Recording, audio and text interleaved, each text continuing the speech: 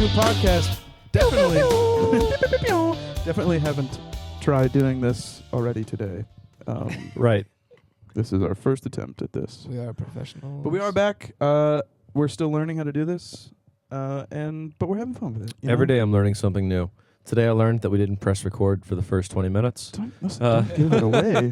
Okay. But and again, this episode of the In the Q podcast is sponsored by our newest single, 3 Hits of Acid. yes, and the manufacturers of Said acid.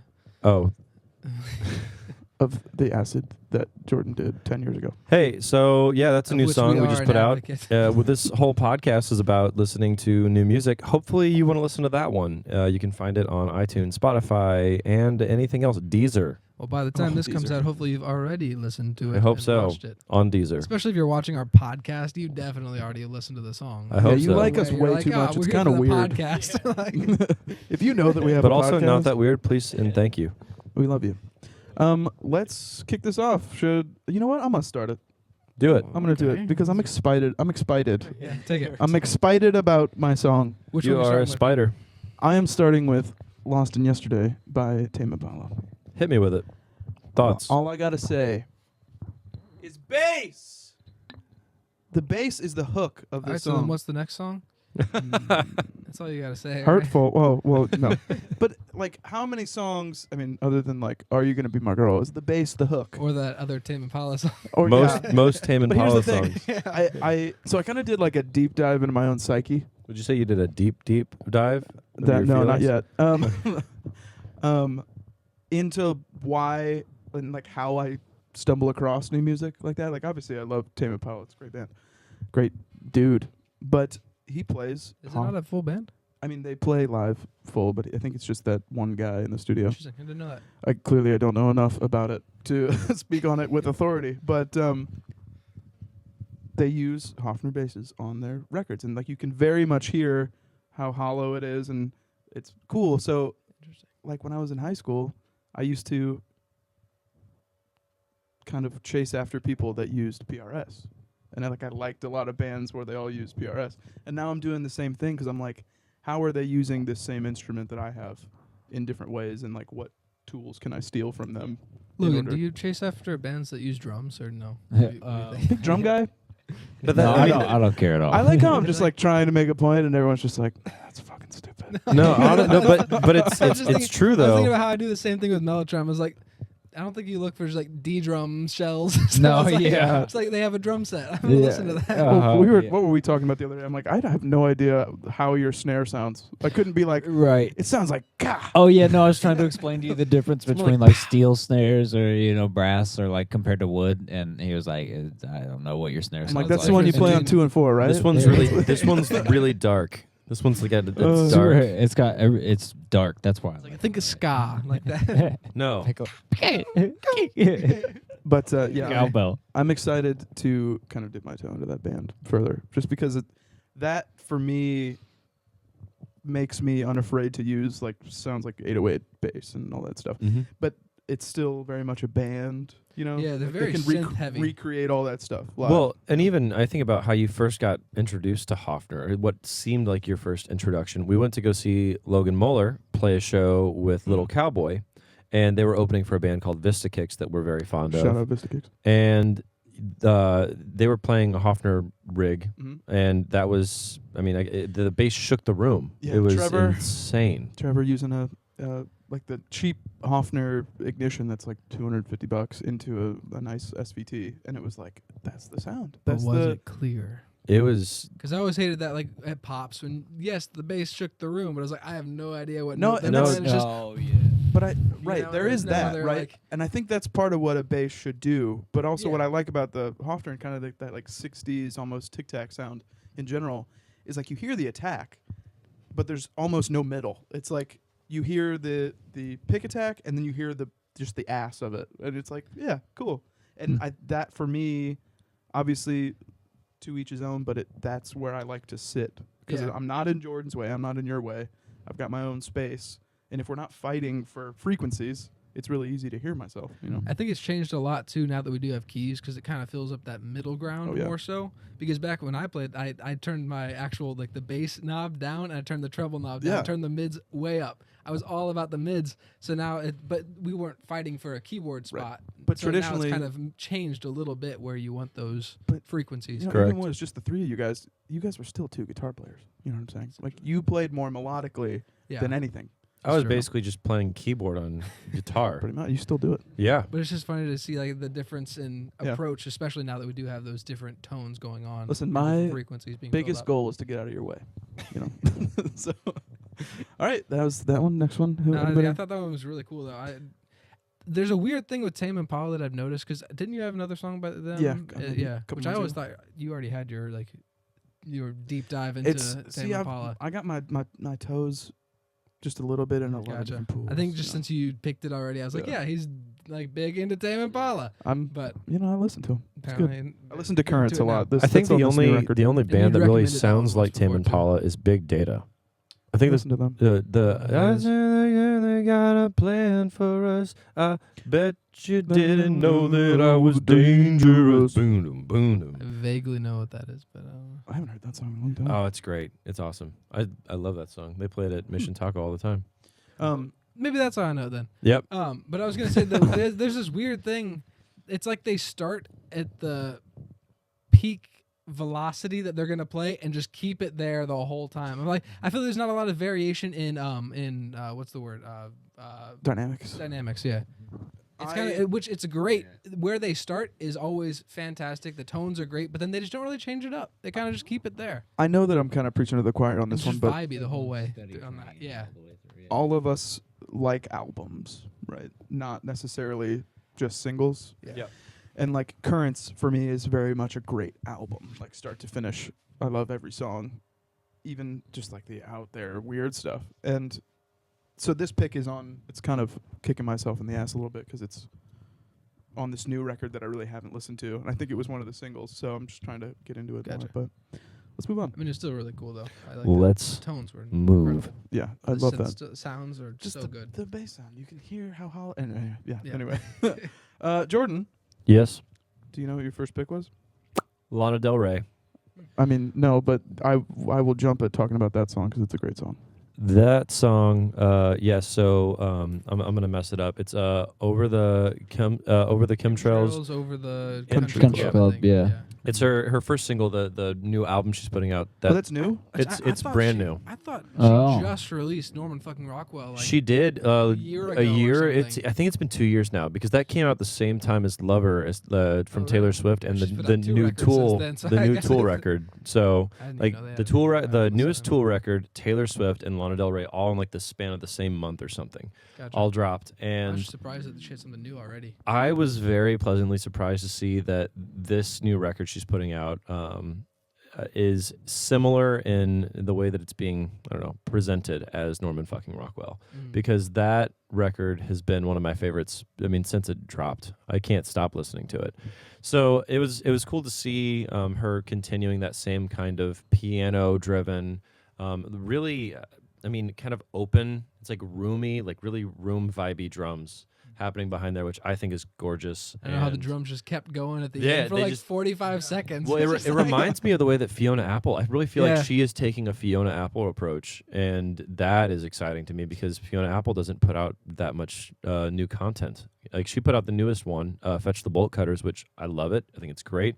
I still think that Either Wheel is my favorite, but She's about every 7 years or so. yeah, she'll it's put just something not out. that Yeah. consistent with the releases. So it's cool that Lana Del Rey is doing more releases. But I thought this first song was really cool because it seems like she's presenting the idea that she's been in this like a light of fame for so long. Like it's a very she's a storytelling artist with all of the stuff that she does. I got that right off the top. Yeah. Yeah. Which I'm really bad at listening to lyrics, so I did not even. See, I'm huge into that. That's Yeah. like that's For a me, it's- majority of it for me. That's funny. Literally, Yeah. the lyrics are the last thing I'll hear. I'll listen to a Same. song for like 3 years and then finally hear the lyrics, and I'm like, Sure. oh my god, that's so deep. it's so sad. To that point, I think that this song kind of touches on like a very hot button issue at the moment, which is like chemtrails over the country club. Like, we're rich. Why care? We're gonna be dead soon. You know what I'm saying? Sure. It's kind of Is like, that what it was about? I mean, like, well, you know what I'm saying? I see that as I like a get very, that from at least the name. oh, It right, makes but sense. it's a very real thing. It's like, hey, we got to save the planet, and it's like, yeah, but I'm gonna be dead in like 50 years. I also think that, I mean, Yeah. if you look at her career, she, I believe, started in New York City. Then she moved to LA. She wrote songs about being in both places. This record kind of seems like she's moving into, I'm so over all the hype.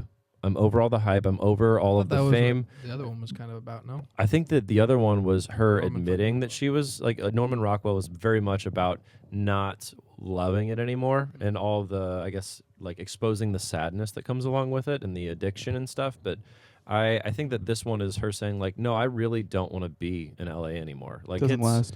I only want to be here because the person I'm with is here, not because I really love it here. This has been kind of a farce, and I'm over it. Is she one that puts out like albums that are a theme throughout the entire album lyrically, or is it more sporadic? I haven't listened enough to her. I to know. think Norman Rockwell, it wasn't like it was just like the songs continued a story over and over again, but it did seem very themed in the fact that the music all complements itself. So it's tonally Yeah. thematic, and then it does have, I mean, I think connecting ideas in the lyrics. But I just really like this song. I'm excited for the new record she's putting out. I had think- no idea this was new. I think Lana Del Rey is a genius, and I like her poetry, and I like her music. Doesn't matter what she's singing. Great Gatsby just pops into my brain. Cause there's that. Would you just not love me? Young and Beautiful. Yeah. There's that scene where it's just playing at, like after the party's over, and I was like, it's just ingrained in my brain. Great movie, but she has that kind of bourgeoisie yeah, like, style. that- like, I don't know. There's something about her that emanates that type of feeling. So I definitely get the great. Well, I think they're Gatsby definitely going to 20s continue that type of theme. I feel. just saw she was posting up behind the scenes footage of their videos and stuff, and it's people dressed in like bejeweled bikinis and just very, I mean, gaudy, lavish, like we live in luxury type stuff. And it looks really cool, but it is definitely like this is not the life you can live. It looks very much like a wouldn't you like this kind of a reach Yeah. Gotcha. purposefully. and the production too, like her voice it's almost like indie Billie Eilish in a way, right? So See that a little there's bit. it's not just like double tracked. It's like triple tracked with an octave above, sometimes an octave below, drenched in reverb, but in a more simple execution. I know that we'll get to The Billie Eilish here a placement's little bit. beautiful. I felt like her vocal was a little bit muddy, actually, when I listened to it. I think it was after I listened to one of your other picks, which is very high production value. So I went to the Lana Del Rey one second, and it just felt like, I don't know, there's such a vast difference in clarity that I was almost lacking. Those like little subtleties in her voice. I think that's kind of the charm a little bit for me. I understand what you're saying, but it's like yeah, just get the idea out there. I do It's think kind of- though the difference between this versus the other picks that I had, like this is not a radio song. From my perspective, it could be on radio because everything has the chance to have a different level of popularity. But I don't think that it was built with the intention of high production. Like we're going to compete for the slot against I don't know, Maroon 5 and Fall Out Boy. I mean, I agree. I at least where I am right now, I really love high production value. Yeah. I like to hear such clarity Mhm. in what I'm listening Be to able to lately. pick things out of it. Yeah, like it's such an appeal for me right now, especially that I want to hear that. So it's not even a radio type of thing. I just really am drawn to hearing the subtleties within Sure. everything that's recorded, especially the voice. But The last thing I had to say about it was, she kind of the exhibition of the song, she kind of throws the theme out there, like Chemtrails Over the Country Club. But later on, there's like a duality that kind of comes in because it turns into under the chemtrails over the country club. It's like you're talking about one thing from two different sides. Sure. And again, this is me getting into lyrics, but I just think it's neat. I think it's just like it's cool how she's so playful. She's subtly playful with the romanticism. Like she makes sadness look so appetizing in a way That's interesting. that is like Cool. it's weird. It's like I think that Fiona Apple did a really good job with a lot of that as well, where they make it look luxurious. And I think they have a different approach though. Fiona Apple's is much more of a manic Yeah. idea of that Like, sadness. ooh, It's not. I'm mentally ill. I wasn't meaning that exactly, but somewhat. Whereas hers is much more of just like the romanticism and not Mhm. like the. I don't feel like Fiona Apple as much romanticizes it. in It's more the that same way that she Billie depicts Eilish it in a really interesting way, but Yeah. Billie Eilish makes scary things marketable. yeah, yeah, It's cool. horror pop. Yeah. Yep. kind of. All right, Roller? next. I think my first pick was Dark Red, Mm-hmm. Steve Lacy. That was really cool. I'm interested was to know where surprised. you I've found never this man. heard of Steve Lacy before, and you are always the best at bringing in artists that I have never heard of before. So I really expected a weird like folk thing from the like That name. 1940s. Yeah. Like, just based on what you've listened to, and then it was just a random person's name that I didn't know. it sounded to me like an indie version of "I Smell Sex and Candy." Like it just Interesting. I don't know why it brought me there, but I was like, I think I know what you mean from the. It's just a very steady. yeah. Kind of like we talked about just a couple minutes ago. It's like from start to finish, it's one vibe. It Yeah. doesn't Little bit, change. yeah. It's it's one steady kind of pace, and dynamic wise, it doesn't grow or or psychedelic. It was like a psychedelic version of that to me. Yeah, it's I don't know how to describe him. I just found him. Chloe actually showed me him, and he's got a couple other songs that I really like, but that was the first one I had heard, and like probably his most popular on Spotify. But yeah, no, it's cool. It's just like a simple little feel good song, and I like listening to music like that sometimes because it's easy. It's I'll say this about that. You could easily see that guy by himself at Picasso's and be Mhm. compelled by that song, right? Yeah. But the production on that made it a better song. Oh yeah, You know, it's Yeah. like it's very well put together. But it's not a crazy intricate song. It's very simple. right, Yeah. but but a good it's- song is yeah. timeless. For Yeah. those of you that And you don't can know, always add to it. Picasso's is a coffee shop. Ah, yes. So Yeah. you could see him at a coffee At shop an open mic. at an open mic. At an open mic, yeah. And yeah, you know, it's like, oh yeah, that guy's he could play it with an acoustic guitar and you'd be like, Yeah. yeah, I'm into this. Mhm. But it's not like that. Good production enhances good songwriting, but good songwriting stands on its own. Yeah. Any thoughts on that, Moeller? Anything else? Like, what drew you to this artist? Where did you find them? And Yeah, well, yeah, no, that's what. Yeah, Chloe has this big playlist she's thrown together of songs she's just heard, and he's got. I think that song came out kind of recently, but I don't know. so it's not an older artist. This is someone that's No, putting out he's stuff currently. currently. Yeah, It sounded modern to me. It Yeah, seemed he's new. like I bedroom don't. indie kind of stuff. I don't. Yeah, I don't think he's very popular here. Let me pull up his Spotify. I but- liked how it sounded like he recorded like 4 bars of drums and then just Oh yeah, I Yeah, know. Just it loop. is. That's what. and that it's just that a first loop, break is yeah. cool. It's like Let's see. I mean, like Cuts and that then song's got song like starts. 88 million. only that listeners. much? He's got 4 million monthly listeners. Jeez. Yeah. Wow. you know, he'll get there one day. Okay, I'll get there. I don't know when he started. He's very. I think that EP You're sure came you know out- the difference between 1,000,000 and 88,000, right? Looks like he started. It looks like he started about 2014. But I was gonna say that EP came out in 17. Right? yeah, I think so. Well, anyways, yeah, he's not wildly like popular, I don't think, but he's cool. I really like him. The music video for that song is combined. It's like a 2-song thing that's combined into one video, and it's really cool. I like it. He's like kidnapped and he's in the trunk with a Oh, lighter. nice. He's like doing the rhythm with the lighter. It's pretty. It's neat. interesting.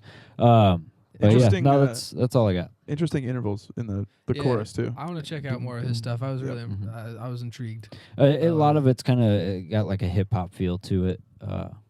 There's some fat bass and stuff, but You Bad, piqued not my good. interest. exactly. Like I that kind of almost thing. I Yeah, almost remind had me a of bad that. bad not Yeah. good song on there. I really struggled over not picking one of those. It was almost like an indie psychedelic version of Bad Bad. Not Yeah. Good, Yeah. With that like Uh-huh. doon doon ta Doon, doon doon, doon ta, doon, doon Yeah. doon doon doon, like Yeah. Yeah. kind of like like walking bass a bit behind it. You know, it was cool. I liked it. Yeah. Sweet. Alright, so I guess me. You. Mhm. My first song I'm gonna go with is "Playing with Eric" Yeah. by Charles Mingus from his Town Hall concert in '64. I have never heard it referred to as "Playing with Eric." Who is I- Eric? Eric is Eric Dolphy. Okay. Incredible. He plays the flute, Yeah. and he also is playing the tenor saxophone. I believe. Nice. Tenor. Cool. But he Nice. switches off. Mhm. And he has such a weird style. I don't understand how he chooses his notes. It's like he was playing in a different key, but it works. and his intervals are Modulation. always I like that like back weird and forth, just stacky- like the boo-doo, boo. As we say Mingus often, loves to do that kind of stuff. as we say often, it's jazz, baby. Jazz. It is jazz, baby. No But, boundaries.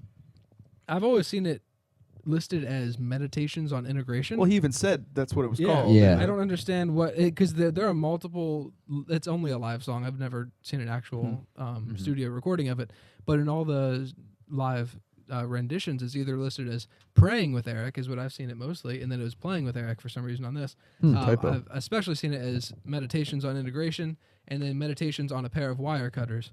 Because in the beginning of the Yeah. track, It was he a says, like, cool story, like a nice way to start it. I liked it. Yeah. like the kind of comparison to the Jim Crow South to the Yeah. Yeah. Nazi To camps and stuff. And Yeah. yeah, I think the four of us with such emphasis on live music, I mean, for example, those videos I sent to the group the other day of Jimi Hendrix, yeah. playing in Miami. Basically, Older- a verse and then a solo until the end. Yes. And then just people out of their mind on acid in the audience. The old live footage of bands, you're talking about 64, Hendrix even later than that. It really makes you appreciate, at least for me, it's like, oh, they're really playing this. Because at that time, how much post-production was done on something that was shot on film? Now, Not much. we do something and I'm watching it and I'm like, all right, what did they do to it to make it sound like that? Yeah, it's like three. It takes, takes me one out of it. actual live take, and Yeah. then one where they go back and play it again, Right. and Yeah. then one where So it's like if they've got 4 cameras going at once and it's really live, it's very apparent. But yeah. something, even just listening to this, I'm like, this is musicianship on the highest level. Yeah, no, they're just that good. Yeah. They're Well, not it's cutting interesting in, too. On the vinyl, I have the Jackie Biard, the piano player. He has like this big essay talking about his time with Mingus, because I think it was printed after Mingus died in like the 70s. I think, I don't know. Yeah, 78. Either way, it was, he's like, dead. late 70s. Yeah. 78. But anyway, so he was talking about how this was the first time they'd actually tried to put the song together. They'd practiced it in sections because, I mean, if you listen to it, it's like a 27-minute song, and they go through a lot of different passages throughout that song, and they eventually kind of come back to the same vibe, the head basically. But yeah, they'd never actually put it all together and played it all at once. But then they're like, all right, we're at the show. Let's give it a go. Like you could even hear him say it at the beginning of the song. It's like, all right, let's see if we can do this or something like that. Yeah. Yeah. As he's talking to the band, and they go through this long song. Yeah. And I did not with a know it was bunch going to of be different- as lengthy as it was, Yeah. but it was really cool. yeah. It was really cool. I did enjoy all of it. I love music that confuses me, right? So it's like obviously it's very palatable, but that Yeah. I'm like Yeah. I'm like, I can't- Yeah. I'm like, all right, I found it, and I'm like, no, I lost it. I don't know where we are, and back again. So it's I like being challenged. I forget who I was talking to the other day, but it's like if you ever stop being a student of music, you're not doing yourself any favors, right? It's like Well, always learn. and new I stuff, think you that know? Charles Mingus, his life is as interesting as his compositions. So I mean, when you break it down, there's so many different crazy places that his life has touched. And I mean, I didn't have any idea that he had worked with as many of the big legends and had as many opinions as he did with the big jazz legends as he did, because I mean, even like he did he was very influenced by the Charlie Parker wave of music. The bop stuff, But yeah. he even quotes, there's like a thing that he put out. I was reading up on him a little bit, and he put out a quote saying if Charlie Parker was a gunslinger, there'd be a whole lot of dead copycats, because he was also really angry about the way that Charlie Parker lived and about the influence he had on jazz music, even though I don't know this for a fact. I don't know if Mingus did or did not struggle with addiction. I know that he was at least not afraid of psychedelics. Yeah. And so he was I mean, who's the guy that I'm thinking of? Like there was the Ivy League professor that was a psychology professor that he Kinda was created LSD. he kind of Is that created the- or he did studies on students with Muller, LSD. you know his name? Oh, I know you- It doesn't matter. He was like barred from. Yeah, I think He was- I he know was who taking- you're talking yeah, about. but Mingus was like with him doing acid all the time, and I didn't know I that. didn't know that. And it's just interesting to hear like his take on things. Like he really didn't seem to like Charlie Parker at all, and then later ends up being in a band with him a couple different times, and they were playing. It was there's the Massey Hall concert. It's Charlie Parker, Charles Mingus, Dizzy Gillespie, and Max Roach. Yep. It's really cool, but it's also you can tell that it's 4 band leaders fighting each other. It doesn't blend well. I feel like Well, when he there's was- one leader and then they all kind of come together, it's a better band. With this, they were They all all fighting wanted- for the front spot. And he Yeah. was also Charles Mingus, because of his temper, was one of 3 people kicked out of Duke Ellington's band. He was actually kicked pretty out early of. on. Duke kicked out Ellington of is his- probably his biggest influence, though. He's Yeah. big on Duke Ellington. Like, But I guess that Duke had was to just have like, hurt. look, man, it's just you're kind of an asshole. I think he got in a fight with one of the other band members. Like they got a fist fight. Like they Yeah. were falling down the stairs and like all this big stuff. And yeah, I kicked him from the band. But they ended up doing another record later. Yeah. Money Jungle with Oh, Duke yeah. Ellington, Max Roach, and Charles Mingus. Just a trio, but it's probably the best trio I've ever heard. It's the one that because Charles Mingus is playing with a very melodic style. Yeah, well, he started Which out is- as a cello player. That's what he Yeah. wanted to be. I had no And idea. piano. Oh, I was gonna say with this Meditations on Integration or Playing with Eric song, he actually takes a piano solo about like 9 minutes in. I didn't realize that he was switches him. over and like that it kind of goes back into that like very aggressive piano style. Yeah. That's him. I didn't even realize until I did my research on him this last week that he was a piano player. It makes He has a whole sense being a record of it. band leader because you have to think about compositions in that Yeah. kind of format. But yeah, it was interesting to me to find out that he wanted to be a cello player, but he couldn't because at that point especially the world was too racist and they would not let him in an orchestra. He got to The- be jazz. Yeah, the only you could only approach be for a jazz. They black wouldn't artist, let yeah. anyone that was black was not allowed to be in the orchestra at school. My like a big takeaway for me, especially with all the jazz that you bring to the like this band, is just learning how to integrate it in a way that's like that Meditations makes. on integration. I mean, in a different kind of integration, but But yeah. it's like in how do we use these techniques? Because there's stuff that I follow a bunch of upright bass players now on Instagram, and I'm just like, I don't even know. How do you go about writing something like that? And because I feel like I was raised in that very simple school of like 135, 135, Yeah, and it's 135. like it's a formula that works, but it's like the interest for me it comes in the things that I don't necessarily Well, understand. right, like you know? said earlier, you want to grow, you want to expand Absolutely. and I try don't new think- things. So it's hard not to try to tackle that stuff. Listening to it, you want to understand it because you want to emulate it, not copy it, but you want to I You like add the it first. into as another Right. influence to what we're doing. The yeah. first time I heard Take 5, I was like, I need to learn how to do that with both my hands. That's gonna Yeah. Yeah. gonna be a big achievement. Well, the idea, we And do a lot soloing of in 5 too. playing It's the hard. changes now, but not like in jazz where it's like. But it's more simplistic chords. They're playing far more complex chords, and they're playing the changes over that. But it's like, what are you? Excuse me, sir. How are you? Is this memorization? Or are you just this good? And that's what we were talking about too. With like, how does anybody follow Mingus? Because Yeah. that beginning section, it seems like there's stops in places you wouldn't expect, and they kind of retard on certain sections where it's like, Well, are we coming in? So that's what okay. made me feel a little bit better about like Neil Peart saying, I read an interview where he was talking about how important it was to him to remember songs as a whole composition. Like he didn't learn things part by part. I guess he wanted to just remember the entire thing for what it was. Like I don't think he sight read ever. Like he just wanted to know everything start to finish. And Rush has some long ass songs. Yeah. Like, it's Complicated. Has some long ass songs. So here's the thing. I don't know if anybody's seen Soul, the new Disney Yeah. movie. Not yet. Oh, so It was really good. I'll cry about it but later. it's like okay, Yeah. it's about jazz musicians, and Mhm. this guy is playing the piano and sitting in with this band, and it's like he doesn't know the changes you would think, and he's a cartoon character, but like, it has me thinking about this stuff, which is like, okay, can I just sit in with? It's like somebody trying to play our songs after never before never hearing. I think that them, you know? it just Feel it comes down. out. I have to imagine it comes down to just being able to, one, like visually pay attention to what's happening, because those guys got it. It's not like they're all looking in different directions and kind of vaguely listening to Mingus as he's coming up with the stuff. If you're in Mingus's band, you get It's one strike and you're one, out. yeah, one Like, strike. You're paying attention. Yeah, that's I, it. I think a big thing for me is just missing the opportunity for preparation, right? So like the scene in Whiplash where J.K. Simmons springs that song on him and he doesn't know what the song, he has no idea what the song is. Yeah.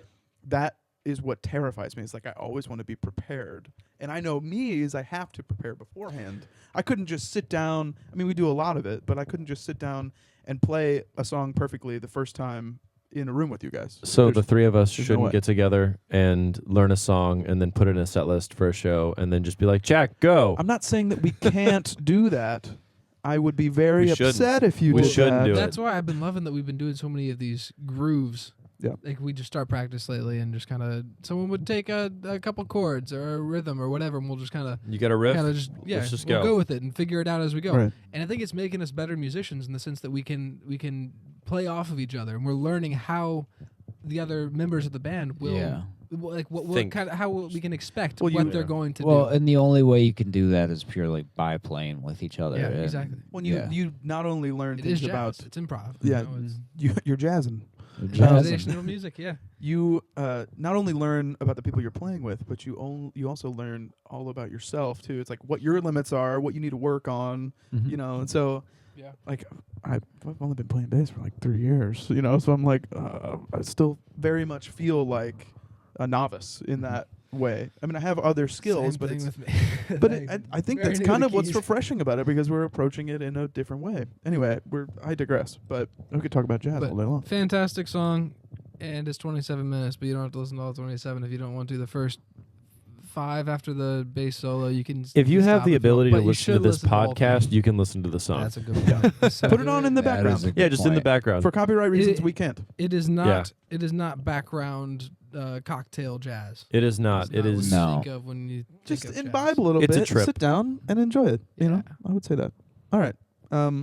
My next song, Jack. I will say, for a record I was this excited about, I have not really listened to it since. I gave it like 4 or 5, maybe 6 spins, and I was like, it's deep into the Spotify depths now, but it is Deep Deep Feeling off of McCartney 3. Mm-hmm. Easily the best song on this record. I think it's By Apollo McCartney. Apollo McCartney. It's That's 8 what Paul minutes. is short for, I think. 8 minutes long, I think. And it's to be 78 and to be putting out art like that. I think that it's art. It's a very compelling song. Simplistic in message, but execution is definitely there, especially if you kind of break down each part. I think that's kind of See- true for Paul across the board. It seems like the later you get into his releases, the more it became about what can I do from an arrangement perspective instead of what can I do from a lyric perspective. His stories were getting less. I don't know. It's mean, like the after- emphasis was off of it. After how many years? Like years. I don't know what else to write about. Yeah. I've done it. Like, Yeah. we've written about that. Well, here's the thing. Here's some lyrics, I guess. Perfect example. The man does not need to be making music anymore, but he Oh, yeah. is. You know, and Well, he yeah, because he still loves wants to do it. And for him to actually put out something good at almost 80 years old is great, because I expect it. Yeah. I'm interested in it because I'm nostalgic about it, right? Because Sure. I'm a we all love the Beatles. See, so you guys say the composition was so thought out. I do feel like the individual parts, the arrangement was so thought out. But listening to the drums all the way through, it almost feels like they're ad-libbed, and like they're just kind of like there's Well, moments where he like plays- the rhythm just keeps changing. He It, plays like, every instrument on the record. No, it's So, like there's no I'll- consistency to the beat. Like it's cool. Like it kind of comes back to the same ideas, but it throws around a lot of Yeah. different like. I've been in the I didn't notice depths that. the depths of the forums about this, because he put out this record and all of a sudden there was like, everyone's ageist. They think that he can't make good music anymore because he's a 78. And it's like, okay, I liked most of this album, but I will say this: I think that Paul's, he's not the most prolific drummer there ever was, but he's good at playing what fits the song. Yeah. It Oh, yeah. didn't stick out to me, in that Yeah. regard. What did stick out to me though What was his voice? 78-year-old voice. But also songs like it's not on my list, but Sliding. oh my god, he can still wail. It's I'm not saying he can't sing. It's But but it's- he it's sounds apparent, like he's yeah. 78, and it's like Oh yeah. it kind of takes you out of it. I think Yeah. if somebody, if young Paul had sung this, or somebody else that is young, because he's writing pop music. Yeah. Pop music is very rarely an old person's I don't think that this genre. It's this not. album You was know? aimed at being. I mean, the way that they kind of manipulated it from a marketing perspective was kind of smart in order for it to be number one at Christmas.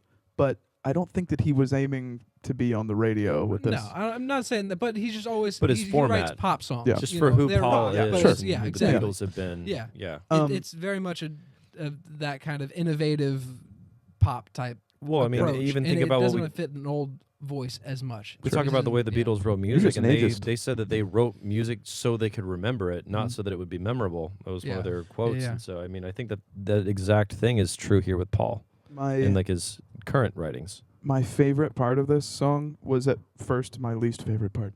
Was it the very end? Yes. Same. Do you know- Same exact Do thing. you know What- why what's it the turned end into my again? favorite part?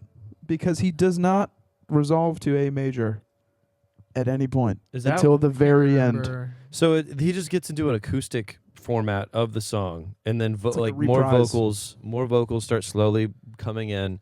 And I was with Jack on this one. At first, I was like, "Why are you still continuing this song? You've killed it. It's already 6 minutes long at this point. I enjoyed the things that happened. I enjoyed the time changes. I was afraid that he was ruining the idea of it being a memorable song, but it actually ended up being like, can I just listen to this? And you need the other parts Interesting. to get there in order for it to feel that way, I think. Hmm. Yeah. Because I mean it ends major, which is cool, but he doesn't ever go to that A major until that very end. And I think I would assume that's why he did it. But again, I don't know. I'll have I listened to it that again. and I was like, oh, there's some good stuff on here. And again, not every song on that record is my favorite.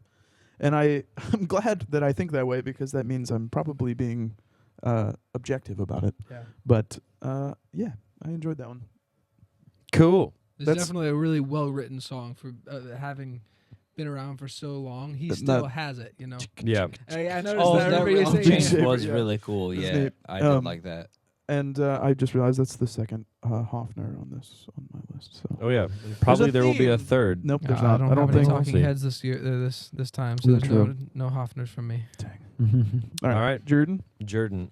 So my next song pick is Tyler the Creator is the artist, and See You Again is the song. Yeah. Who's I featured on this? Callie Uchis. Yeah, Callie Uchis. Yeah. Kelly Uchis. I was Oh, not she's- going to try to take that on. I'm Kelly glad you guys Uchis. did. But She She no, said- said, never the only said her reason I name, know is so- because she introduces herself in some of her songs. She's like, "It's Callie Uchis." Is Caliuchis Caliente? Yeah. No. Okay, moving on. I thought she was Kelly. No, Uchis. she. Okay, well. Yeah, no, they're. She's pretty tight.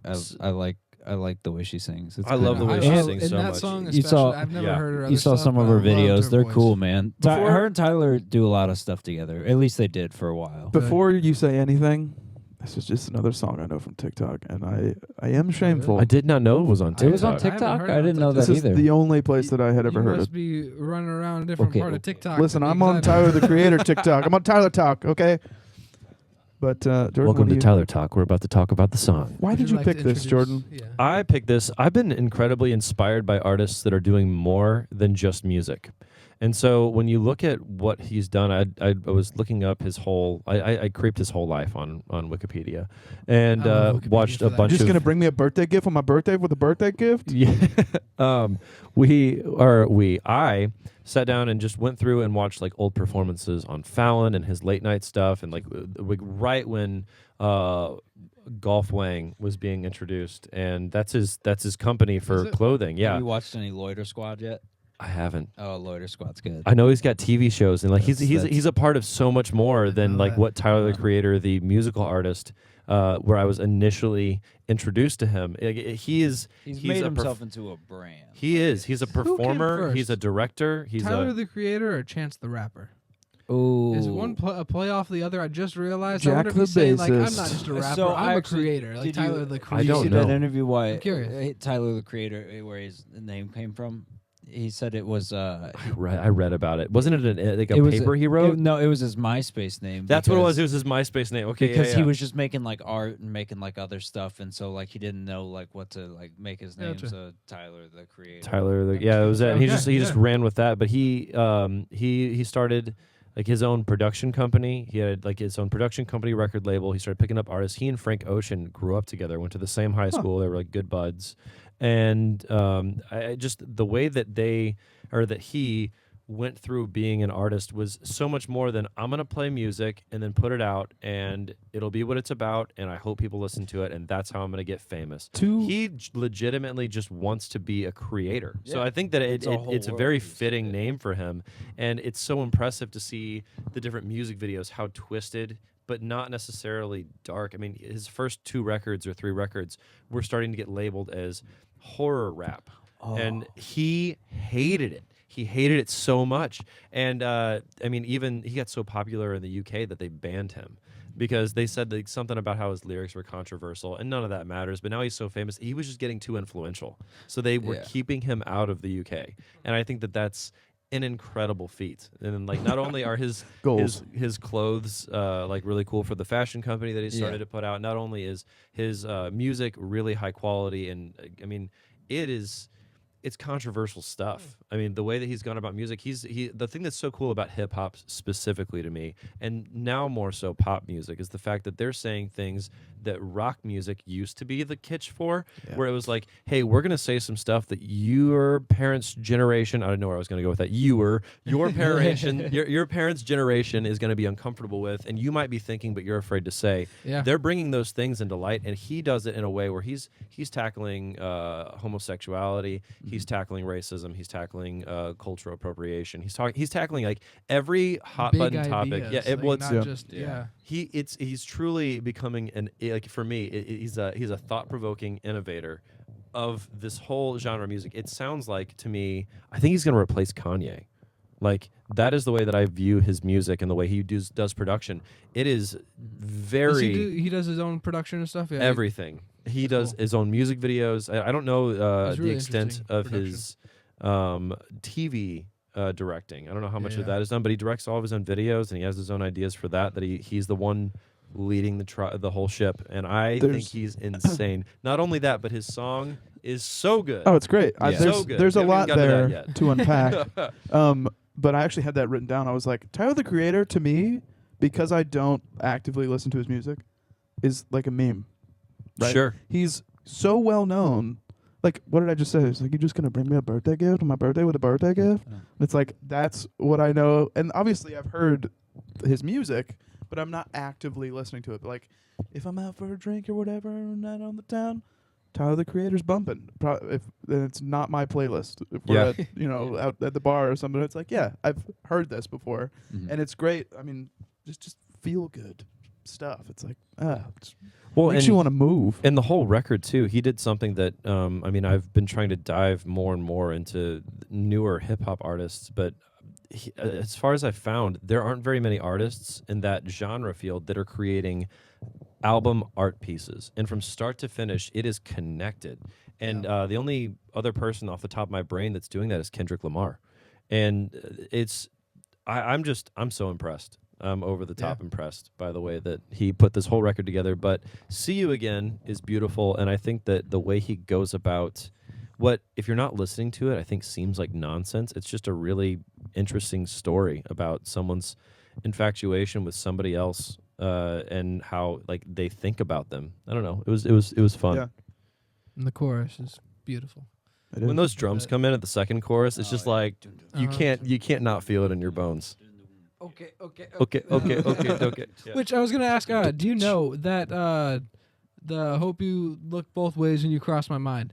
That's in Kendrick. Yeah, That's did he in To get it Pimp a from that, or Butterfly. did they both get I- it from somewhere else? I I'm don't not know. sure. I don't know yet, 'Cause but I I noticed just that, noticed yeah. it because I was listening to Pimp a Butterfly this last Yeah. week, and I was like, oh my Oh, gosh, it's in wow. there. I didn't know if he got it from Kendrick or Kendrick. They're both sharing the influence or the inspiration from something else. I don't That's- know. I it's think I need to dive. interesting. I wonder if I need to dive further into Tupac for that because I That's know true. that I know that is Kendrick. That was a big. big influence for To Pimp a Butterfly. Yeah. That kind of nod to other people, regardless of where it comes from. Back to the Hendrix tie. He was playing some solo. It was probably Voodoo Child or something, and he referenced Sinatra's "Strangers in the Night" in the middle of the solo, and everyone in the comments is like, "What is going on? Did he just solo Sinatra?" And then everyone's like, "Yeah, they were on the same record label and they were friends." And it was like, "What?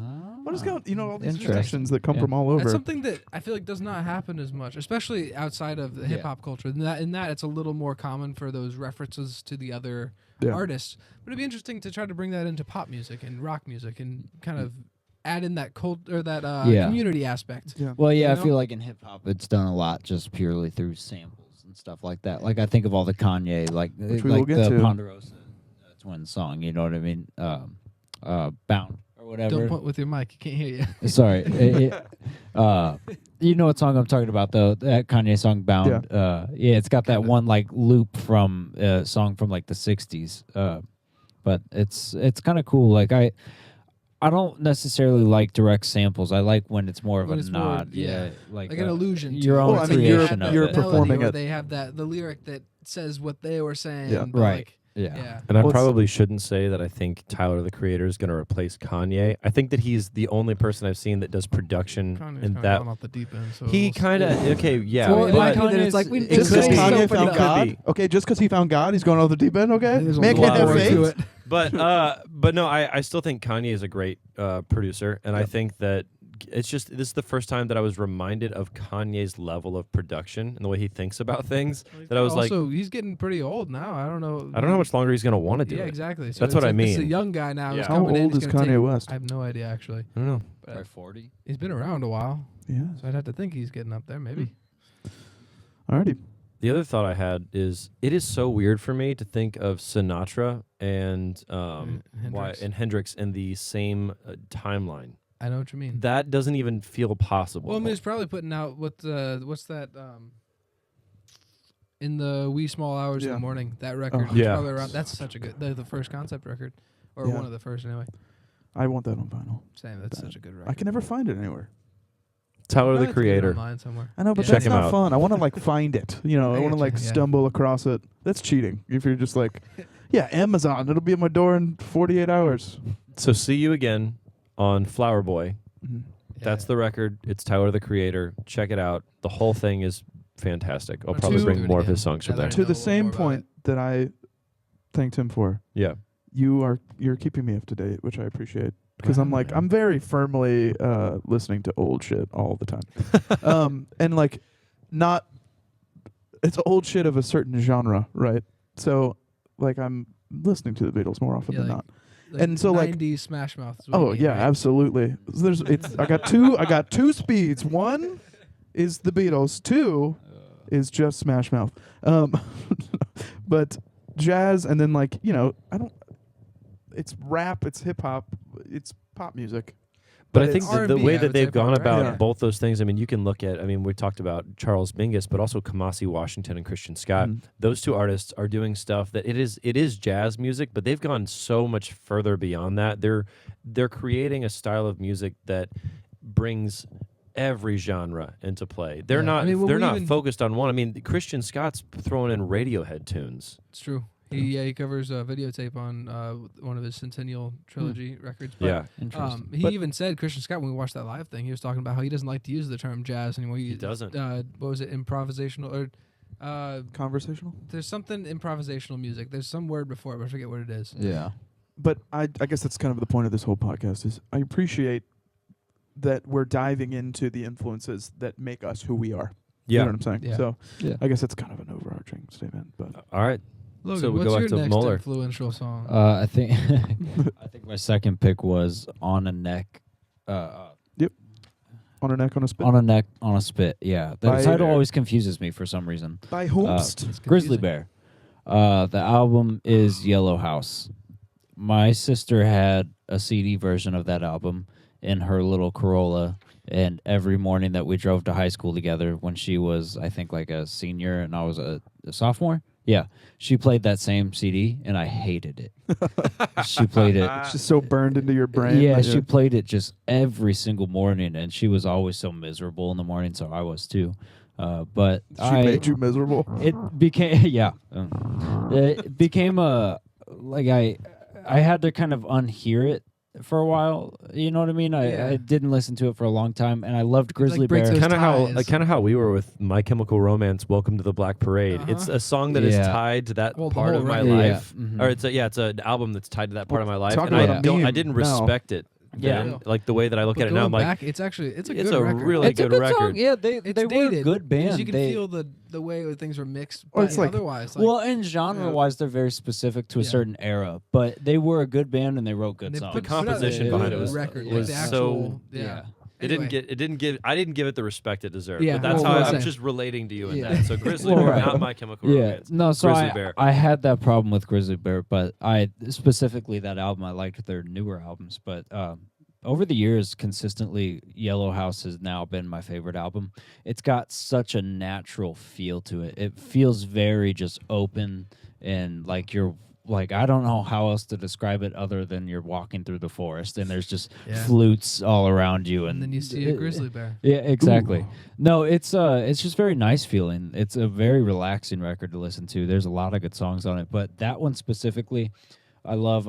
It gets kind of drum heavy and it's very open, and it feels like it doesn't really have like a.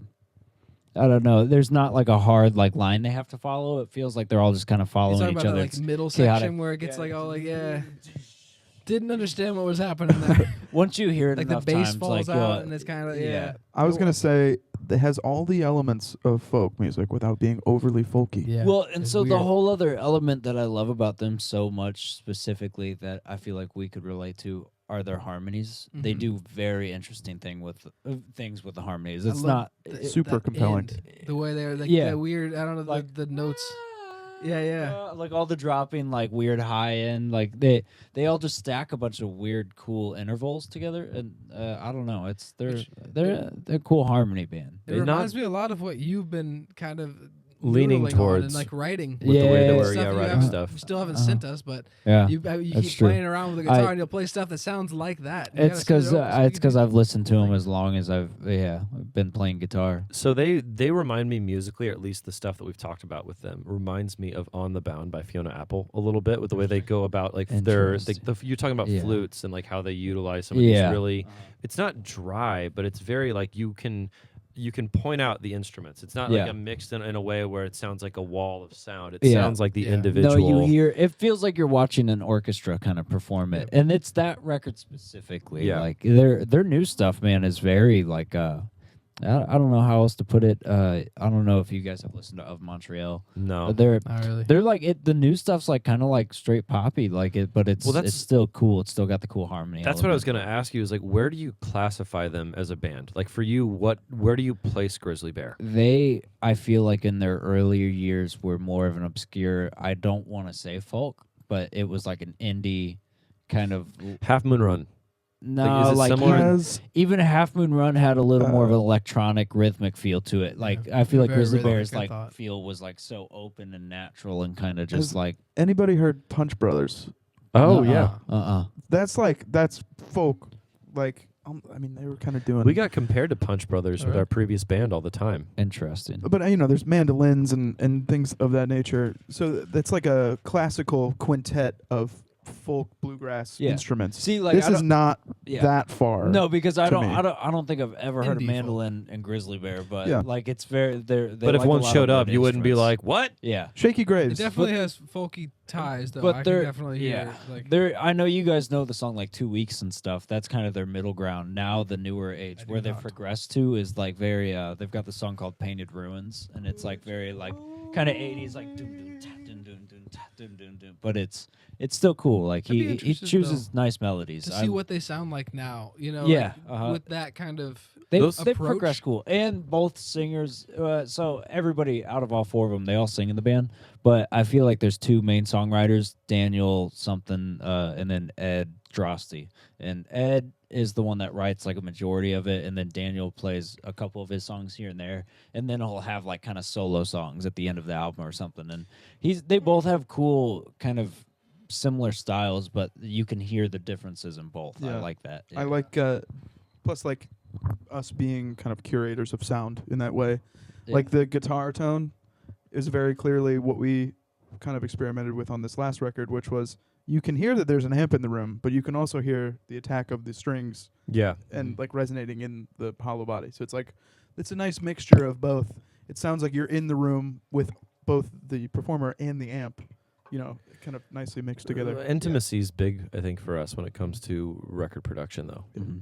So Cool Yeah. exposition, and Yeah. that song grew very nicely. Yeah. On a neck, on a spit. Yeah, check out the whole album. Cool. That's a good one. slogan. Slogan, do you want to revisit? No. Okay, well, My next one is "Therefore I Am" by Billie Eilish. It does not have a record yet, but they did just announce, I guess, that it's going to be on the next record. It doesn't have a record yet? Really? It's just a single. Oh, Yeah. so that's like a I new one. promise. Yeah. It just came out Again. like a couple months ago, maybe. It fits TikTok. right alongside like Bad Guy and stuff. Yeah, yeah. It's. I think the approach is slightly different. Like you can when Uh-huh. you play them back to back, you can hear a little Yeah. bit of a growth in the way from that like the they've produced recording it. Yeah. perspective. Yeah. Okay, I got you. But yeah, the feel Yeah. is very It- similar. Yeah. I think that she's been great about creating a whole new brand of music. It's Not just like very brand of unique, Billie and I love Eilish, it. but a new brand of yeah. music. It's her own style. Well, And and so It's so like knowing the laid team, back, but it's very consistent too. Yeah. It's knowing very- who's involved too, like her and Yeah. Phineas. For me, it's not so much about the performance, although it is good, and I wrote some stuff down, but it's like back to the Lana Del Rey thing. There's a lot of vocal tracks in there, but the mix and production, they're really not that loud. Like Yeah. some of them are very subtle, and you get those like breaths and those And little bits of. I find Nuance. myself appreciating like the mix first, and then diving into how it's performed. Like in some It's of just the- ear Jack, candy. If you appreciated that mix, just think about how it would be on Apple Music. Oh man! No, but see, I appreciated it because I want to show it. That was the first song though. because that it was so really- easy to find. the, Didn't have to. The first song that I listened back to back on Apple Music and then Spotify, and I was like, Oh I no! can't do it. Yeah. Wow. But Like, I'll see, show it to you after this because it's a vast and difference. this is a song. just I had imagine heard. how much you'd like deep, already. deep feeling. This is a song I had heard already, and I went back and I was like, okay, now let's pick apart the performance.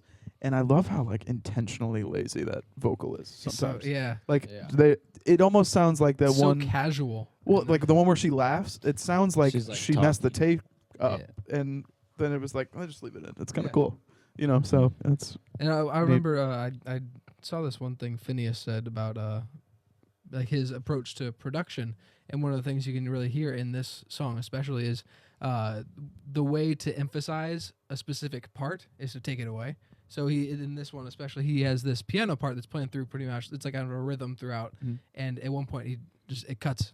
Yeah. And you can really feel there's something missing, and then it comes back in, and it's so impactful because you Ah. notice it now. It's like how do you Just draw this? serotonin in Don't my keep brain. adding Yeah. stuff. Maybe start out with something Yeah. and take it away. And then they're like, Yeah. wait, what was that? And it's, oh, it's back. Oh, okay, okay. now I hear I it. That's how gotcha. you draw the emphasis on that Interesting. part. And I thought it was really interesting, and Yeah. I love his approach to I- production. especially So in demoing all this new stuff that we're doing.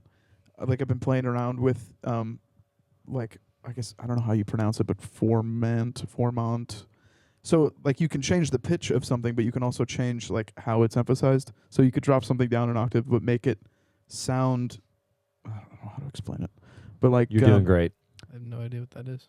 It's weird. I think it's on that deep, deep feeling. So there's a song, there's a note that Paul sings where it's very clearly tuned down, Yeah. and the emphasis is like changed. Kanye does it. If you heard it, you know what I would talk about. No, I know what you're talking about.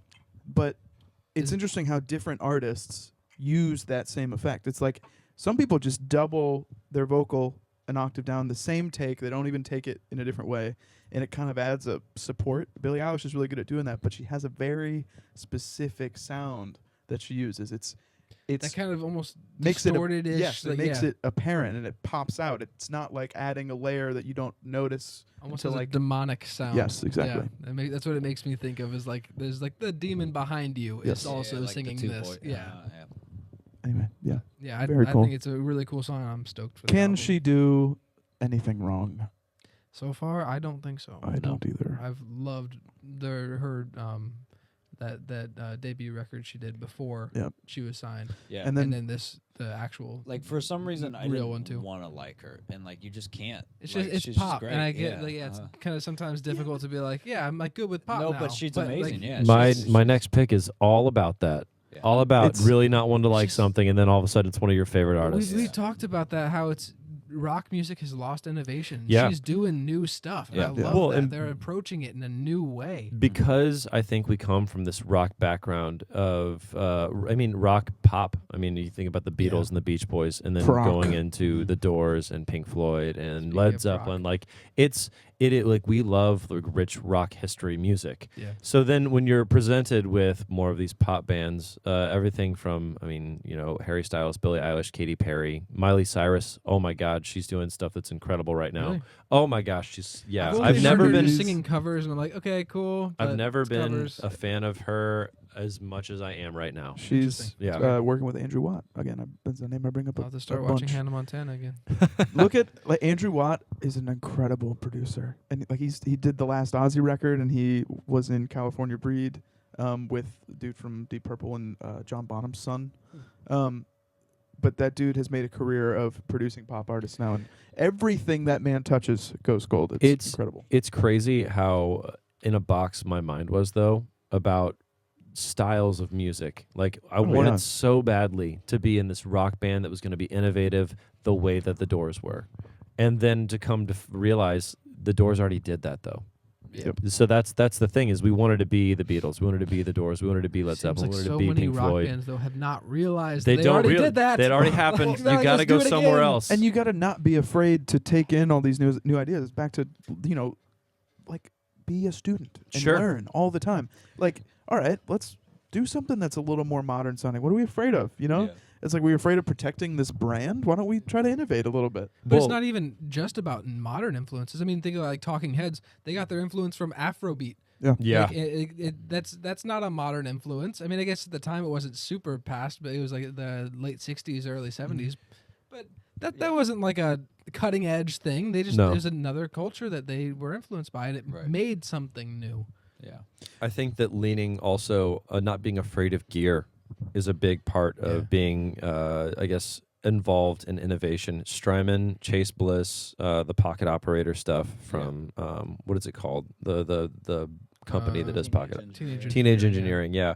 Like we're starting to play around with these other types of devices that those are companies that are being innovative with the way they're going about stuff, leaning into those new expanded parts of musicality. Not being afraid of synths too. Yeah. Yeah, it took it's- us a while. Yeah. It's not. It's an interesting kind of like arc though, because Clockwork before. Yeah. We're kind of.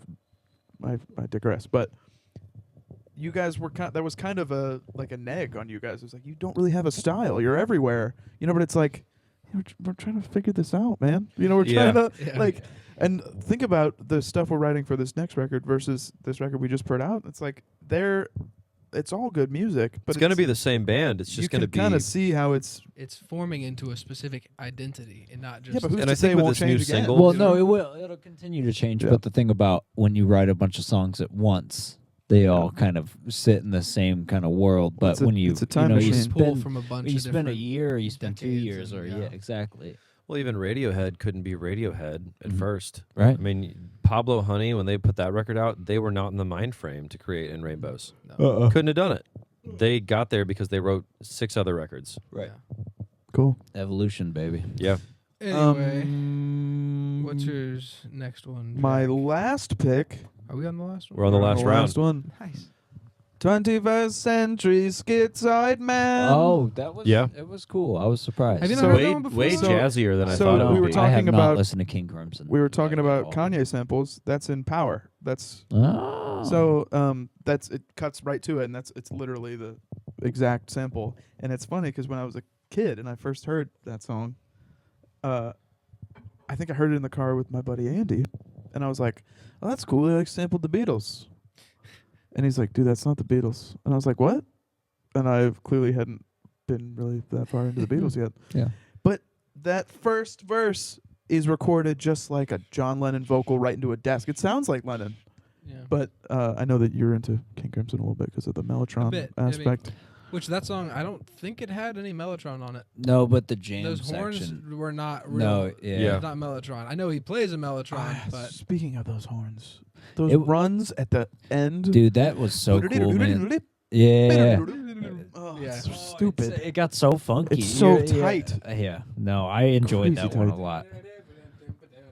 Yeah. Oh god. So when did like prog rock start? probably That's- around then. It's Because like you know what I always mean? been. Like you know where I'm Uh-huh. going with this question? Yeah. It feels like they were doing the kinds of There's things that definitely we start prog rock challenging in it. ourselves. It with. like There's like sorry, no, just go ahead. I was gonna say we have a song that's gonna be on this next record that I think it may be out by the time this podcast is out. I don't know how quick you're gonna turn this around, but if Cattle in the Sky is out already, you'll be able to listen to "Make You My Baby," which is one of our songs.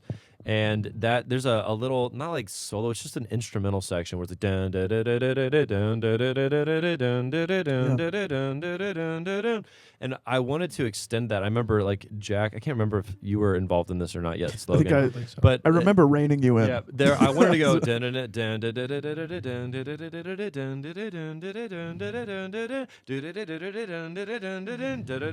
Can you imagine? Okay, And it was like I I really remember wanted that. to like push this Real idea, quick. and you guys I were like, remember you "This is saying too that. prog rocky." real I don't quick. know. After we finished playing that song, I don't know, 2 days ago.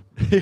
Can you imagine putting that part in there? It's that song is on 10 like the whole time. Oh yeah. Maybe 9 in It's the second verse. exhausting. I still want to put it in there live. I'm just gonna say that I I want would be to. against that We'll, live. That'd be we'll kinda talk fun. about it. Yeah. I have noticed though, because we've talked about how we are on the verge of being a prog rock band at times, especially with what we're doing now. It's a lot more intricate and Mhm. moving parts that are all very calculated. But I think I've noticed when I was just listening to this one again, because I've listened to that record before, but re-listening to it, I've noticed that prog rock is a little different from how we approach things, because it seems like with prog rock, it's a lot more everyone's playing the same rhythm, exactly in time, the same notes. It's all Yeah. it's like everyone's hitting those exact hits. Yeah. Whereas what we do is we're trying to be everyone's doing something very intentional that's separate from what everyone else is doing. It works together, Yeah. but it's a big Yeah. big map. It's More orchestral in Yeah, that way. I guess well, so. Yeah. it just reminds me of the way that I mean. I'm not going to sit here and say I remind us of Charles Mingus, but I mean it's like the But way we that do he have thinks is the way influences. that we're kind of approaching some of these new songs. Is okay. What are you doing? Okay, what is your? How are you counting that? Okay, what are you doing? How are you counting that? We all got to loop back at this point, and it's just the. Well, there's only 4 of us. Why would we play the same thing? Well, and some of it, like, I think a lot of it has to do with like how knowledgeable we are about theory and stuff too. Because like I'm not cracking open theory textbooks on a I regular don't even basis. think you have to necessarily be knowledgeable about theory. I think that definitely opens up the door when you add little nuggets of of knowledge. But I do think that knowing your instrument and then being able to think forward with melodic ideas, that is how we're able to expand these parts. Because that's Yeah. basically our theory training. It's just Yeah. like how far can you think right now? We're doing it. Yeah. yeah, it cool. just always seems like almost a waste when there's, especially with them. They're, I believe, a 3-piece. Yeah, I don't really know a lot about them, but but that I know Robert Fripp is the guitarist. And cool name. Yeah, he's Fripp. he's the I think the only consistent member. I'm pretty sure also the singer went on to form Asia.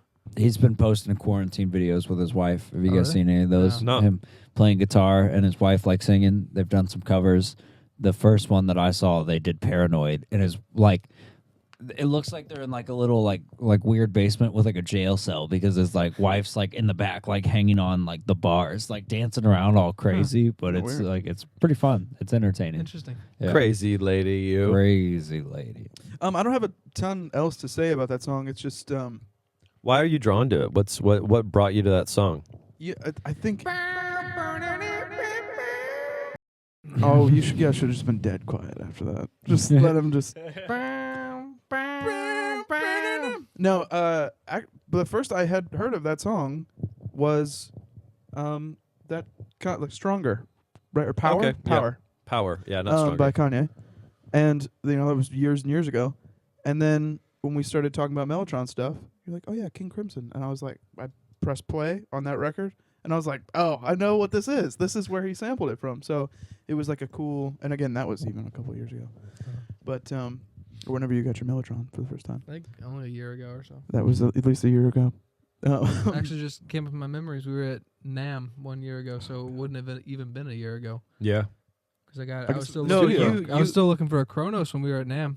You were looking for a Chronos, but we had already recorded most of the record. You had it. You had your Mellotron, and at it NAMM wasn't we like played halfway through the record with your though? Mellotron. We only didn't have a Mellotron for "To Be in Love." I can't. I can confirm this. I can Where was confirm it? Oh, maybe it was Summer NAMM. Summer NAMM, that yeah. I was looking for the Chronos. Then it was You didn't have one yet. That's true. yeah. California that Yeah. we did. Yeah. You're right. Um, I don't know which one was a year ago. but What season are I'm we excited to dive further into that record because I Yeah. again I haven't really. Did you not get further than the? No, I first? did. I just that to me it sticks out. That's why I picked it because it was a nice circular kind of Gotcha. journey. The Mellotron and Moonchild is pretty cool. I like that one. Did I lose my notes? You might have. I may have. All right. On to the Well, other on the Jordan, floor. what's you? My next, my final pick is "To Be So Lonely" by Harry Styles. Oh It's yeah. really cool. Did you guys? I Everybody like it got a a lot. chance to listen? That's Yep. just the way he goes about this whole record. I mean, I think I talked about this on the last because he was on my last one Yeah. too. About how you were a naysayer. And I you was a will- total naysayer. I have to apologize to Mr. Styles. dude, apologize to me. I'm not going to apologize to you for anything. But we were all, the world was introduced to this record, and Jack loved it. He sent me Watermelon Sugar and was like, "This song bops." I was like, "This song sucks." It's an earweevil. And Can't get it. I'm eating my own words because I can't get over the production value. I can't get over the genius songwriting. It's not that his lyrics are the most incredibly profound or overly intellectual. It's thoughtful music. It's absolutely thoughtful. But he just has a way of delivering these emotionally available and accessible songs that I can't stop listening to. I think And it's the vinyl's gorgeous. it's a bold move. Trying to write a pop song with a ukulele. Yeah. I think it's like, but like the cool, Taking a kind real of, chance. like the pits aspect of it, like where she's or Yeah, who's ever yeah. playing is like strumming. It's neat. Yeah, It was really nice. What was I gonna say about that? It's kind of Jack Johnson-y. I Little get bit. that. And the chorus is more modern pop. Yeah, I felt. yeah, But yeah. the verses yeah. especially. Well, this is a song that I could easily see someone like Hosier singing. Like the way that, like, you think I about don't know from, enough like about from like to Hosier then, Eden or 'cause from I- Eden, the Oh, honey, Hosier's- you're familiar like my it's like that that whole bit. Yeah. This you could put Hosier on this or as the vocalist on this song, and I would be like, I wouldn't even bat an eye. Yeah. Be like, yeah, it makes sense. It's kind of like because he leans to that sort of folky but very pop catchy stuff, Mhm. and his whole shtick is that like, oh no, it's cool pop because it's like kind of demented, and like I think Harry Styles just doesn't feel the need to necessarily go the demented route. But I mean, he was in a boy band. He knows where his brand lays. You know. yes, but I mean even within that, I kind of view Harry Styles as like the next Justin Timberlake. I The mean, way that I he's- still think both Yeah. of those people are right down the middle. Like it's like Sure. very palatable for anybody. Yeah. You And know? it's not to say that Justin's out. Justin's still making awesome Oh, stuff. well, yeah. But he, I think that they're just in the same lane of like, I between acting and I mean, I know we touched on this with Tyler, the creator as well. Harry Styles has got like 5 or 6 different acting things he's doing. Yeah. This year's got movies coming out. Jack of I mean, all I trades. would, but I don't know Christopher Nolan. So it Yeah, makes I it know. I gotta tough. get- Yet you don't know him yet. Yeah. Yes. We're working on it. Shout out. That song though just kind of gave me a like day-to-day relationship quarrel vibes. I was like, everybody's been here. It's at one point, like in the throes of that kind of disagreement. It's Yeah. like, dude, I just want to love you. You know what I'm Again, I saying? don't listen to the lyrics. I listened to the song twice, I think. And What was it? Don't call me baby anymore. Well, I mean, he kind of has Yeah. that same sort of thing that he's doing, I think, too, where he's leaned into Post Malone's territory. Yeah. Where it's like got that quick-paced melody where you're bringing in like a little bit of not a rap. but it's close. Yeah. I It's don't- close. Real I close. don't connect those two people in Rhythmic. my brain at all. Rhythmic. No, I don't know much Post Malone either, but I could see the comparison. Well, between yeah, the it's two. not melodic. It is to an extent, but it's more based Well, I on mean- the rhythm approach than the Uh-huh. melody. Yeah, the, It's like- the, Yeah. the melody works kind of, Well, but it's more 'cause- just one note that he's You know, like there's not like Don't a, call me baby again. yeah. You got Everyone's in different keys here. What's going Yeah, on? I don't remember how the song went. Yeah. Logan just did something like that. But But then you think about like, wow, like says you tired little money need a big boy. Like he's rapping melodies. He's not rapping just like says you tired little money need a big boy. Yeah. Like, it's not like Yeah. he like I think that's the thing that's the connecting piece for me. Yeah, he is singing, and Words. sometimes the most effective melody is a simple one. Mhm. You know, but Yeah. I would not connect those two people in my brain. I just but did it. I don't agree with you, but that's the beauty of this. You know, Not everyone has to be right. except for me, in that Harry Styles is great. That's correct. I'll take that. Yeah, Harry Styles is great. Check out his. You've probably already heard it. If you're listening to this, you probably heard Harry Styles. If you own anything that connects A you to the radio. outside world. Yeah, probably. I hadn't heard it. Had you not? I listened to us. I listen to those. Mole. Last choice was Over My Head. Alabama Shakes off the album Sound and Color. Sonically, that album is still one of my favorites. Absolutely. Recording wise, I don't know how they did it or what they did, but the mixture of instruments and the way they recorded it, it just sounds so good. There's so many small little texture things. Like literally in the end of that song, it sounds like there's a part where somebody's like flipping a book, like pages. It's like a real nice, like, you know that sound like Microphone. yeah, I don't want to do it into the. It's like No, do it, because but- then we can sample it. yeah, Good that one. that Good it's one. like a Nice. nice layover. But I don't know how they created that, but it just sonically, the drums, everything, the whatever they're using for the keys, the bass. It sounds Not so only good. that, I have the vinyl. I think it's double LP.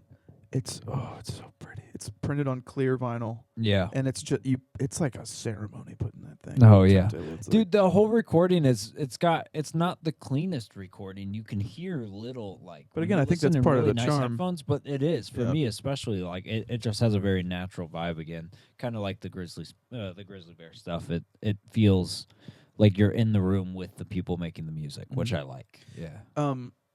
Back to the kind of Billie Eilish thing where we were talking about her and the production she used to go an octave down. Brittany Howard, was it? say Yeah. her name? When she harmonizes with herself, it sounds like it's computer generated because it's so. She's so precise. She's tight. a powerhouse, man. It's like you almost want to hear each track on its own because you're like, did they just pitch that down?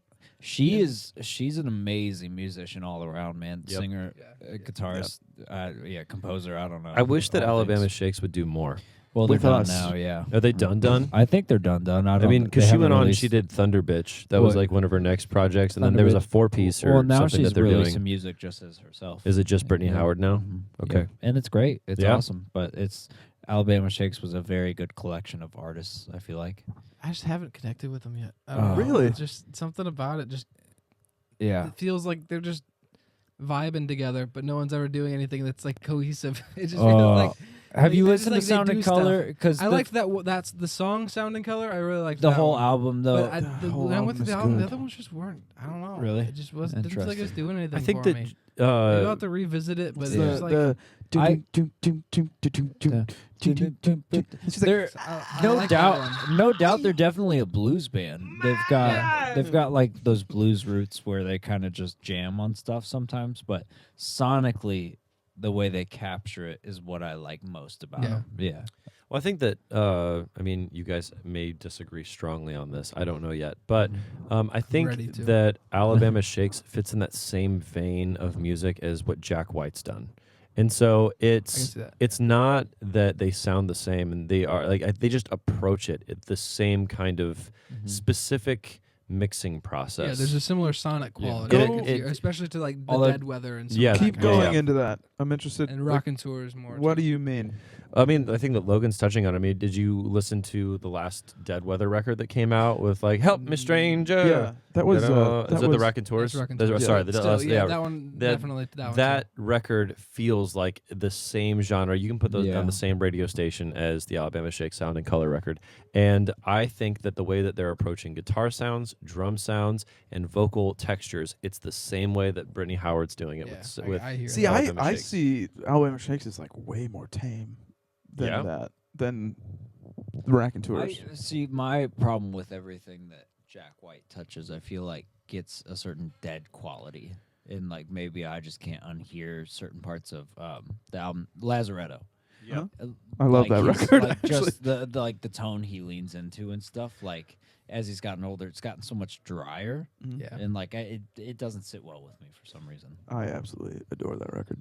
Yeah, I think that also, it seems like he's always seeming to do things for the sake of doing them sometimes. Like he just, if he likes it, it doesn't matter what else is popular. Yeah. Yeah. And I think that for him, he likes the dry, I would have to assume he likes the dry quality because there's no room for error.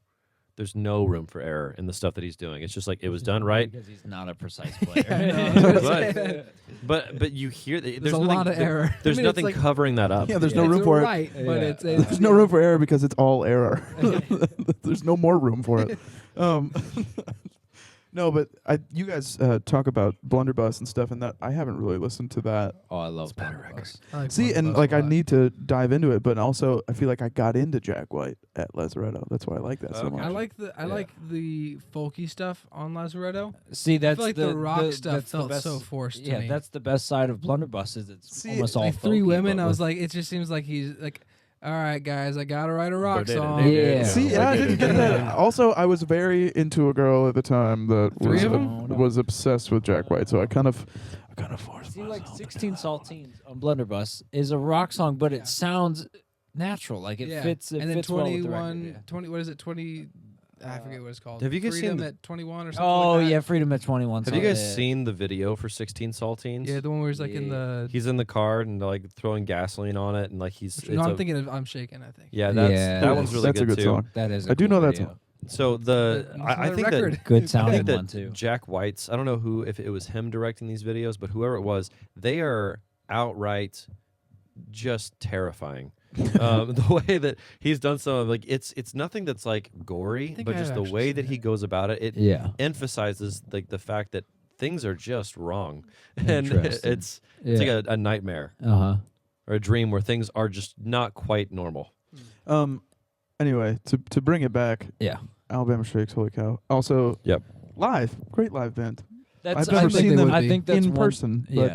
but like if you can sound good on SNL, No, I think that's one thing that drew me to him is every like radio live performance they do, even on a channel that's dead as hell. There's no reverb. It sounds super dry. Their drummer's like a fucking computer. He just there's no error there. Their bass, they're just locked. Everybody sounds really tight. And then Brittany's really, really good at improvising. And just having little. you know who Sister Rosetta Thorpe is, the No. guitar player. Yeah. I think that Brittany Howard is like, she was like Well, gunning didn't for she that. do the... Oh, She got the same guitar. Yeah, They've got. big- That makes sense. Sister Rosetta So, Thorpe. Ro- Yeah. Tharp, What's that's her what I name? thought it was. I think it's Thorpe. Yeah, Could- no, we I could know who both you're be talking wrong. about. She's It could be old Thipe. I know what you're Thipe, talking about. Yeah, yeah. she did that like, not, what's the word? She did kind of like a bit of an influenced look or something about her Yeah. recently. I mean, when they she did both something. play SG Customs. Yeah, and she had like and- the big Yeah, she fur played coat. SG. That's okay. I'm thinking of the right lady. Yeah. Okay. Because at first I was like, how old is Brittany Howard? And she's been. She is this- doesn't age. Is she from the 50s? What is It's like, happening? This was shot on a potato. It's like, but, yeah, great band. You should give it another spin.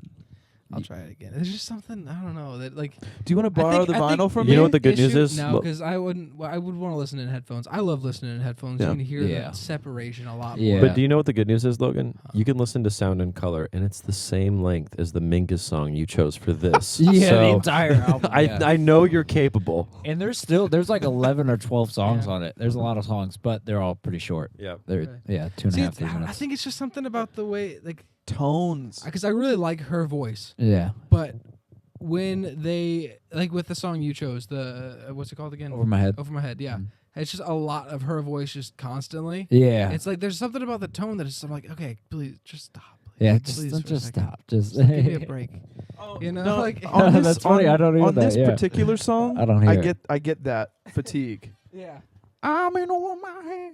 Because I think her voice is so cool, but when Interesting. there's just too much of it, it's like Also, I like her Okay. voice in more of a like an aggressive kind of tonality, like when the band is up and she's Yeah. not so out by herself. Well, there's a She's an song, incredible vocalist. there's a song on there that's almost like surf rock. It's called The Greatest. Oh, yeah. It's like do ta do ta do ta do ta. Yeah. And You're gonna hate it. Yeah. It's but like she's kind of like aggressive in that one, but she does some cool like kind of like squeal stuff. I really like it's- the squealy thing she does in Sound. Don't want Wanna to fight. I just Don't want to fight. Oh, no yeah, more. yeah. I don't want to fight. Oh, and it's just cool if like her past life mixed in. I do listen to her lyrics because she's easy to understand. Like Hey, a lot of Logan, artists, Logan, I feel like it's hard. Do you listen to her lyrics? I do. Do you? You I guys listen to her? oh my god, yes, I listen to her lyrics. No, I like the whole thing about she did just come from a regular working life. They were a regular blues band and they just weren't doing anything, and then all of a sudden they were successful, which is nice. It's cool to see. We should ask them how they did that, because I can say 100%. So we wrote a song called "In Over My Head" that's going to be on this next record, and we wrote that back in 2016 or 17, and that was about the time that Sound and Color was introduced to me, and this song was definitely a direct influence on that song, not stylistically at all, Yeah. but just like that line of Just the title. I'm in over my head. Like I stole that 100% I'm in over because my and I was head. afraid you guys were going to know that and be like, we're not doing this song, Jordan. We're not doing it over my head. you're under arrest. I know. For Piracy. stealing. Because I just thought that was, I don't know why. It's not like I haven't heard that before. Someone saying like, dude, you're in over your head. Well, Like, yeah. That's in like, I'm sure a movie or something. Or Every my dad day has you said hear it that. to me. Phrase, yeah. Yeah, it's a phrase. But like, I just didn't think about it in that musical context before. And I was like, oh, that's cool. I'm going to use that. Yep. So, Neat. You want to? tidbit information. Do you want to close us out here, Close buddy? us out with what we started with on accident at first. Yeah. No, we didn't. We have never talked about this song before. So my last song is "When You Die" by MGMT off of their Little Dark Age by record. management. Mm-hmm. Management, yeah, they were originally called that. Really? Yep, they Yeah, were. But there was Nailed another it. band that was called that, so they changed it to MGMT. I'm doing it. Yeah, but yeah, it's a really cool psychedelic pop song. I think their newest record is sonically incredible. Some of the songs don't land quite as well It's as some out of the already? past ones. Yeah. Oh yeah, it's been Yeah. out for a It's little been bit. out for a while. They've We been working on some new went to stuff. their tour for Little Dark They're Ages. really good. We finally got a chance to see MGMT because we were behind the curve of their release, I guess. We just weren't going to concerts as much It would have been when they were Good. touring. yeah, it would have Good been to awesome be to see them behind during. the curve on coronavirus. Not so good. Yeah. Related to It would have music. been really nice to see him around the Congratulations era Yeah. live. Well, they Yeah. still played. That was their They played quite a bit. that was for it. their encore song. Nice. Congratulations is what they ended it with. Yeah. They did everything well, but they played these new songs really well They too. did. It was Yeah. It took me a insane. second to grow on some of them. When Yeah, You're it- no, Small it was took- one of the best performances It- of the entire night. Which is interesting because it's Ben, I think Yeah. is his name, the keyboard player. The other, there's A only true two member, members. yeah. Yeah. But he sang that one, which I don't think he's sung any other songs in the Yeah. past that I've noticed anyway. Maybe on their self-titled that I didn't listen to as much. With that newer album, it took me a while to get used to a lot of the songs. Like the first time I'd hear Yeah. them, I'd be like, I don't really like It's this, very but different. yeah, They went the Stranger Things route. yeah, It seemed uh-huh. like they were Straight doing back to well, the or 80s. like you could even Yeah. say The Weeknd. They went like it's like that same kind of Where it's clearly 80s influence, but with Yeah. modern production and Yeah. modern approach. yep, But and with still that- MGMT. Yeah. Still Yeah. very MGMT with the way that they approached lyrics, with the way that they approached The melodies. weird- When You Die is a little more classic MGMT, I would Yeah. say. Yeah. With some of that like acoustic-y approach and some. Yeah, some I ways, do but- like the. Yeah. It does Very have some dry cool acoustic acoustic texture. texture, Yeah. close up. All the little lead lines. And back to, I know that we talked about some of this already. I just want to retouch on some of this. Kind of tying back your tastes to your previous picks, which Yeah. was, I don't know. You had a Talking Heads phase. I don't know if you're still in it. Still very in it. Still very They're much in so it. And good. you've pulled all of us into it, I think, too. But I heard the exposition of this song, and I'm like, oh, I could see Talking Heads playing this song. Which it's hard to react the same as earlier when you said this. I need you to but- try. But yeah, it's interesting because I didn't connect the two at all. I would not have thought of MGMT as being similar to Talking Heads, but I mean, once you said, I can see the It's like, oh, yeah. similarities in some of the approach, especially to Remain in Light. Yeah, More so than replace the earlier the stuff, players with a different band and make them play the same song. And then we talked about cursing and how it's effective. Again, they're just not going to have the same gusto when we talk about them. That's again. fine. But I liked this one, and again, I haven't had a full blown MGMT video. I think you gotta you do need that. to do I that. probably do. I'd but say you should start with Congratulations. Yeah. Probably. Yeah. well, I that's the one. What was the one song we all played? Siberian Breaks. Oh Yeah. God. So good. It's especially as a bass player, it's amazing that you can sit here Yeah. and listen to Tame Impala and not be a massive super fan of MGMT. I mean, again, Their I bass probably is so would good. be. Here's the thing. Jack, I'm feeling There's attacked. there's a The- lot the- of bands I gotta get That into. was their bass though was the sole influence on the way I played on the first record. What does he play? I mean, he plays Rick. Rickenbacker. Yeah. Surprise, surprise. Yep. Yep. Yeah. No, but it's just that like, kind of clicky, clear, almost guitar-ish approach, but it's so pretty. Very It adds punchy. such Like an more interesting like a thing. baritone guitar. Yeah, basically. Mhm. Yeah. Yeah. A lot of like lot upper of Rick, like register and Chris Squire plays like from Yes. Oh, gotcha. Like Never listened to him. you really. think about Roundabout and how that bass. I wish I could. I mean, how many years did we play Flash Delirium for? At least true. like 2 Yeah. that we'd throw it in. But, like, you know, as a it's cover like- every once in a while. That is Never a fully learned it either. No, We're just like, yeah. kinda Yeah, we're like, we're going to cover this song. Did anybody learn it? No. we have most of the changes. General chord There's progression. 2 big camps in Rick basses. One is the kind of McCartney Abbey Road sound, which is really round, Mm. played with flats, and then there's the Chris Squire camp, which is very treble forward Yeah. and There's also the Lemmy approach, which but that's still that's more Chris Squire than Oh, you yeah. know, because you You think think? like how my bass sounds, very round and you know not a ton of attack, but the other camp would be you know like Lemmy and Motorhead and I guess and yeah, way more that's true. drive, That's way true. more focused, more sounds more like a baritone guitar. But yeah, that's cool. No, now that I know he plays at Rick, I'm definitely gonna have to. So good. And Well, that Rick one is and then coming up with a new Oracular anniversary Spectacular. edition, and we just were Yeah. peeping at those. Rick put out 90th anniversary 4005 that looks Oh. like Jordan's Ooh. 330. It but does. It's It's a got the bass. semi-hollow. It's Oh. so It's beautiful. It's probably gonna Cool. be like $8,000. So we're gonna get one. We're gonna get a credit card. We're gonna Probably open not. that I sucker don't up. even want one that bad. uh, Well, I think that's everything. That's Yeah. everything. Anybody else got anything about MGMT? No. They're one They're of my really favorites. good. They're a big influence. I feel like. Yeah. They're just their textural approaches. Especially to this, to the sponsor of this podcast, which is 3 Hits of Acid. Yeah. Yep, we By got a new yours video truly. that's out. If you haven't seen it, Well, check that out. 3 Hits actually has lyrical allusions. It does. To It does have MGMT lyrical as well. allusions to MGMT because during the acid trip that took place that inspired the song, I was listening to not Radiohead, Oracular MGMT, the Spectacular, radio, yeah. listening to Oracular Spectacular. So I reference that I don't know, just a bunch of song Nice. names on that Is that kids? Yeah. in the lyrics. So check that out. Watch Yeah. the video. So- give us the views. Time to pretend. Please love us. You know we love you. Why don't you love us back? Wait, If quick you made it an argument. hour and 15 minutes into this podcast, g- they for sure watched our everyone 3 say Hits hi video, to your though. mom. Quick argument. Do you Yeah, guys no, like Mom's not gonna kids watch or this. Time to Pretend more? Time. I like Time to Let Go. I don't Time to know. Probably Pretend. Time to Pretend. I think. Those are my least favorite 2 songs though on there. Feel Me Probably Electric. all of their Kids, Yeah. kids for me. Handshake, I like singing Time kids. to Pretend more. The way that they do that, just the handshake. never-ending. See, I thought I hated that though when I was younger because it sounded like it was like, oh, this is pop crap. Like, Yeah, this- Is that the? Yeah. See, that to me just reminds me of my brother being in college because I heard that song on some playlist that was just constantly Yeah. playing in a You rundown were a crack child. den that he lived in. So I'd be you should like, listen to Congratulations first. Yeah, It's that's a good because one. then you won't have Yes. that mindset and you can understand them as a band, and then go back. Those 2 songs are not very different, but they're approached differently than the rest of the album. The album is so good, Oracular Spectacular Yeah. stuff Yeah. like anytime Yeah. you can better get to Uh, know where's the the individual handshake Feel. members.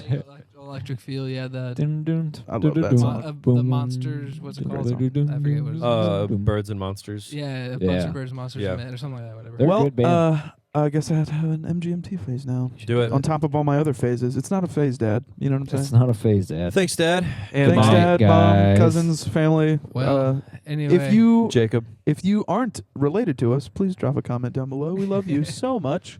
And okay, bye-bye. Goodbye. Bye-bye.